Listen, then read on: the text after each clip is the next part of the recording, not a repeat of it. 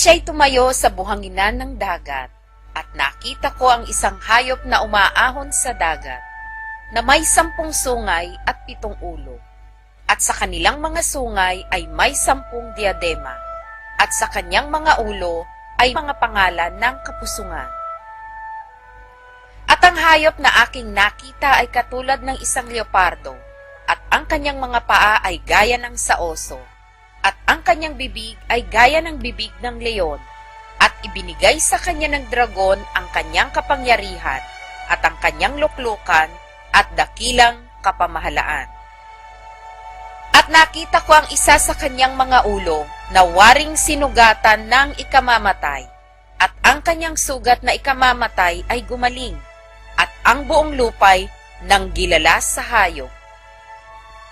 At sila'y nangagsisamba sa dragon, sapagkat ibinigay niya ang kanyang kapamahalaan sa hayop, at nangagsisamba sa hayop na nangagsasabi, "Sino ang kagaya ng hayop, kababaka sa kanya?"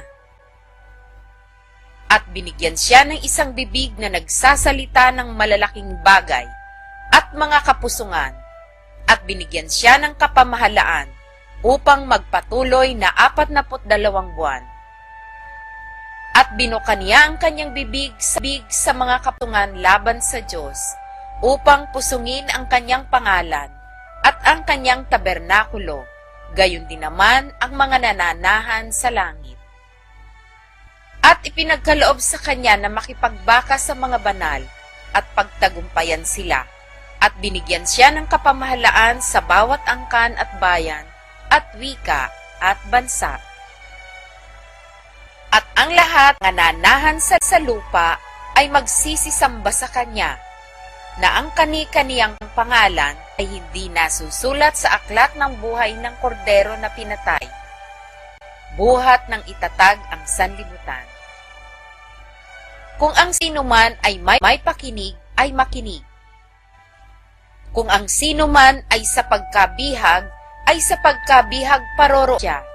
Kung sino man ay papatay sa tabak, ay dapat siyang mamatay sa tabak. Narito ang pagtitiyaga at ang pananampalataya ng mga banal. At nakita ko hayop na umaahon sa lupa, at may 2 sungay na katulad ng sa isang kordero, at siya'y nagsasalitang gaya ng dragon. At kanyang isinasagawa ang buong kapamahalaan ng unang hayop sa kanyang paningin, at pinasasamba niya ang lupa at ang nangananahan dito sa unang hayop, na gumaling ang sugat na ikamamatay. At siya'y gumawa ng mga dakilang tanda na anupat na kapagpapababa ng kahit apoy mula sa langit hanggang sa lupa sa paningin ng mga tao.